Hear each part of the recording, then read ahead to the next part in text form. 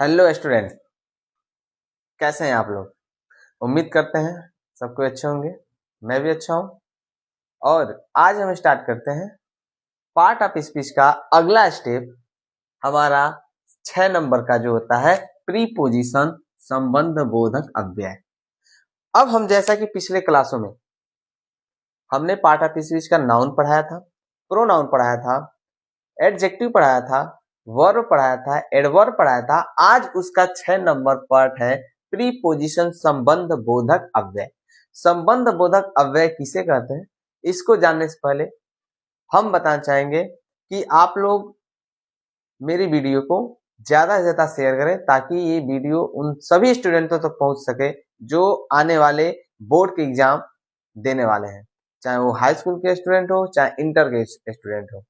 आप सभी लोग ज्यादा से ज्यादा शेयर करें हमारी वीडियो को, सब्सक्राइब जरूर करें और किसी प्रकार का हेजिटेशन हो तो कमेंट बॉक्स में जरूर कमेंट करें ताकि उसका भी मैं वीडियो आप लोग को पर्सनली आप लोग के पास शेयर कर सकूं। चलिए बच्चों, स्टार्ट करते हैं हम लोग प्रीपोजिशन के बारे में। प्रीपोजिशन मीन्स संबंध बोधक अव्यय। क्या होते हैं संबंध बोधक अव्यय? तो इसका डिफिनेशन होता है ए preposition is a word place is before a noun or a pronoun to show its relation to some other word in a sentence. Means preposition वह शब्द है जो किसी नाउन या प्रोनाउन के पहले आकर उस नाउन प्रोनाउन के बीच में संबंध को स्थापित करता है, उसे ही हम कहते हैं प्रीपोजिशन।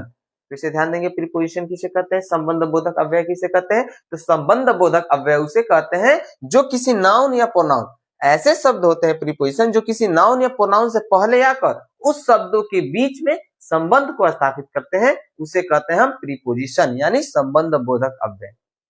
और संबंध बोधक क्या क्या होते हैं तो ध्यान देंगे, संबंध बोधक हमारे होते हैं इफ, जहां पे इफ लगा हो, ऑफ लगा हो, और मान के चलिए फॉर लगा हो, इन लगा हो, सॉरी यहां ध्यान देंगे इफ नहीं होगा, ऑफ हो, फॉर हो, इन हो, आफ्टर हो एंड ईटीसी। ऐसे वाक्य के बीच में अगर ऐसे शब्द आते हैं वो कहलाते हैं हमारे प्रीपोजिशन। प्रीपोजिशन किसे कहते हैं, ऐसे शब्द जो किसी नाउन या प्रोनाउन से पहले आकर उस शब्दों के बीच में संबंध को स्थापित करता है, उसे कहते हैं हम प्रीपोजिशन संबंध। और संबंध बोधक अव्यय कैसे वर्ड होते हैं, ऑफ होता है, फॉर होता है, इन होता है, आफ्टर होता है, ऐसे जैसे और भी बहुत होते हैं। अब एग्जाम्पल के माध्यम से समझेंगे हम। जैसे एग्जाम्पल मान लीजिए, Sita is sister of Gita. ये हमारा एक सेंटेंस है, Sita is sister of Gita. अब यहाँ पे हमारा क्या है, सीता एक बहन है, किसकी बहन है, गीता की बहन है। तो सीता और गीता के बीच में हमारा एक शब्द जोड़ने का काम कर रहा है, वो हमारा क्या कहलाता है, प्रीपोजिशन कहलाता है यानी संबंध बोधक अव्यय कहलाता है। फिर से ध्यान देंगे, लिखे Sita is sister of Gita. Sita बहन है किसकी, गीता की। अब ये हमारा नाउन से पहले आकर, किसी नाउन या प्रोनाउन से पहले आकर और इन दोनों के बीच में संबंध स्थापित करता है, तो हमारे कहलाते हैं प्रीपोजिशन, संबंध बोधक अव्यय। समझ में आया बच्चों। अब हम इसके आगे पढ़ेंगे 7वां नंबर क्या आता है प्रीपोजिशन के बाद, कंजक्शन। अब चलते हैं हम कंजक्शन पे, ध्यान देंगे बच्चों। अब हमारा पार्ट ऑफ स्पीच का 7वां नंबर है कंजक्शन, जिसको बोलते हैं समुच्चय बोधक अव्यय। अभी हमने इसके पहले प्रीपोजिशन पढ़ा था, संबंध बोधक अव्यय। अब हम पढ़ेंगे कंजक्शन, समुच्चय बोधक अव्यय। अब इसकी डिफिनीशन क्या होती है, आइए, हमने यहाँ पे मेंशन किया हुआ है कि a conjunction is a word used to join words, phrases, clauses और sentences together. It means conjunction वह शब्द है जो शब्दों और शब्द समूहों, वाक्यांशों और वाक्यों को जोड़ने का काम करता है।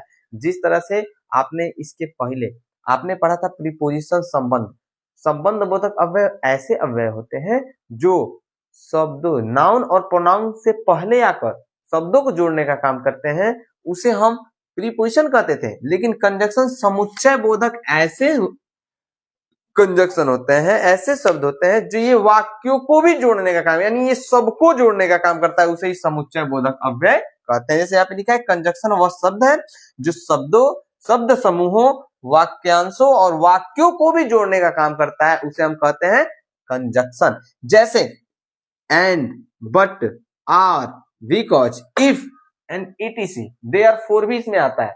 ठीक है, ये हमारे सभी क्या होता है, कंजक्शन होता है। फिर से ध्यान देंगे कौन कौन सा word, and, but, or, because, if, therefore, ये सब हमारे क्या होते हैं, कंजक्शन कहलाते हैं। जिस भी सेंटेंस में आपको मिले and, but, or, because, if, ये सभी क्या होंगे, हमारे कंजक्शन कहलाएंगे। एग्जाम्पल के माध्यम से चलिए हम यहाँ पे समझने की कोशिश करेंगे। इसका एग्जाम्पल हम यहां ले लेंगे।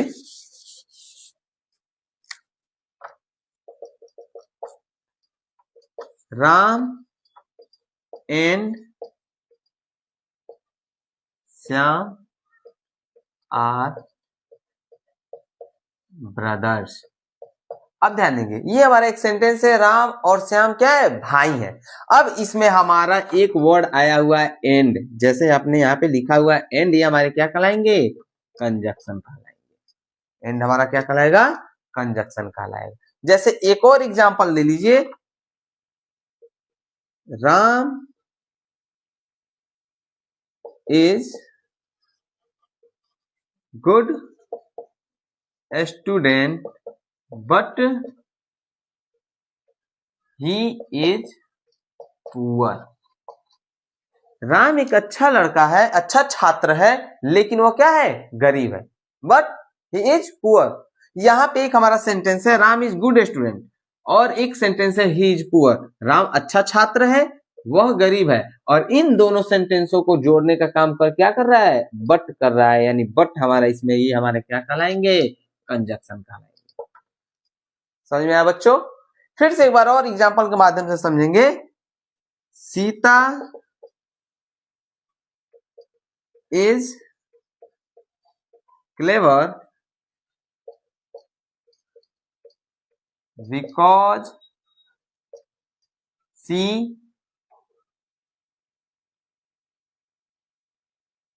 इज फास्ट लिखेंगे।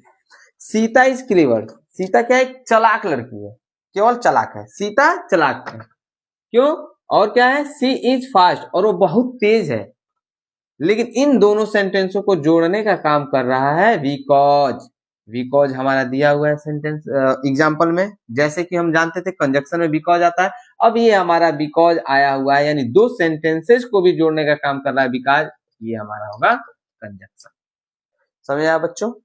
फिर से ध्यान देंगे एक बार, कंजक्शन की डिफिनीशन क्या होती है, समुच्चय बोधक अव्यय किसे कहते हैं, तो ऐसे अव्यय, ऐसे शब्द जो वाक्यों को और वाक्यांशों को, शब्द और शब्द समूहों को भी लेकर चलता है, यानी जोड़ने का काम करता है, सबको जोड़ने का काम करता है, उसे हम कहते हैं कंजक्शन। जैसे and, but, or, because, if, ये सभी वर्ड जिस सेंटेंस के बीच में आएगा वो हमारे क्या होंगे, कंजक्शन होंगे। ये सब ये हमारे क्या है, कंजक्शन। समझ में बच्चों? गुड। अब हम इसके बाद पढ़ेंगे पार्ट ऑफ स्पीच का लास्ट टॉपिक, लास्ट नंबर हमारा क्या है, इंटरजेक्शन।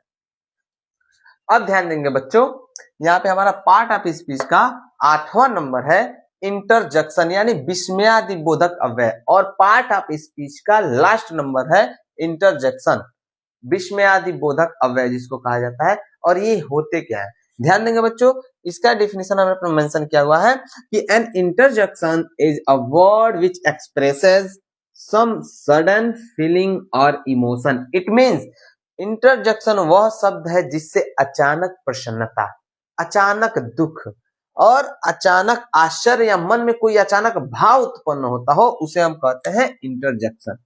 इंटरजेक्शन किसे कहते हैं, विस्मयादि बोधक अव्यय किसे कहते हैं, तो विस्मयादि बोधक अव्यय उसे कहते हैं जिससे अचानक मन में क्या हो, खुशी हो, दुख हो, या अचानक कोई भाव प्रकट हो, उसे हम क्या कहते हैं, इंटरजेक्शन विस्मयादि बोधक अव्यय कहते हैं। जैसे हेलो, आह, ओह, व्हाट, ये सब अचानक उत्पन्न होने वाले शब्द हैं, उसे हम कहते हैं। जैसे एग्जाम्पल हम लोग देखेंगे, एग्जाम्पल जैसे यहाँ पे हमने लिखा है व्हाट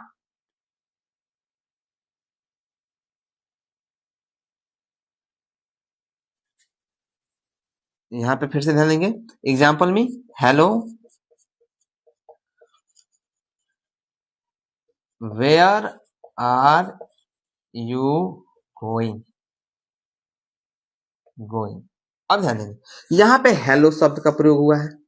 हमारा हेलो क्या होता है, इंट्रोडक्शन होता है। ये सब अचानक प्रकट, जैसे hello where are you going, सुनो तुम कहां जा रहे हो, ये सब अचानक प्रकट हो रहा है। जैसे ओह का प्रयोग कहां होता है, ओह सी हैड गॉन, वो मर गई, वो चली गई, दुख भरी करुणा है उसमें, वो हमारे होते हैं इंटरजेक्शन। अचानक आप कह सकते हैं एक तरीके से कि विस्मयादि बोधक अव्यय ऐसे अव्यय होते हैं जो अचानक मन में उत्पन्न होने वाले भाव हो, या अचानक प्रसन्नता हो जाए, अचानक दुख होने का कारण पता हो, वहां पे हम कहते हैं विस्मयादि बोधक अव्यय।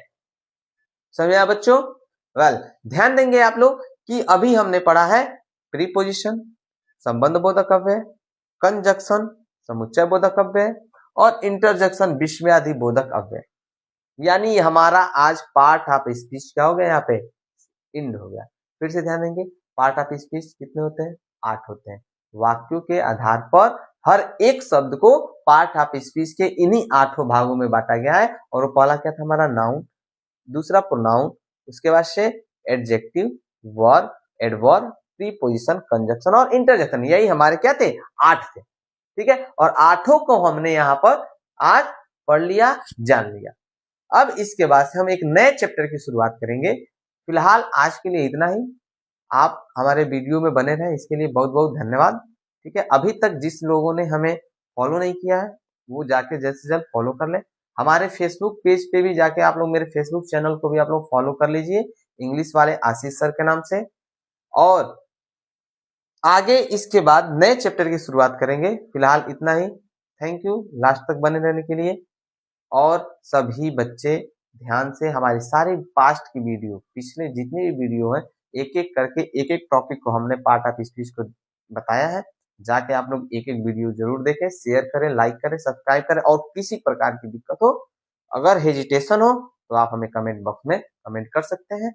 आपको जल्द से जल्द रिप्लाई देने का कार्य किया जाएगा। Thank you.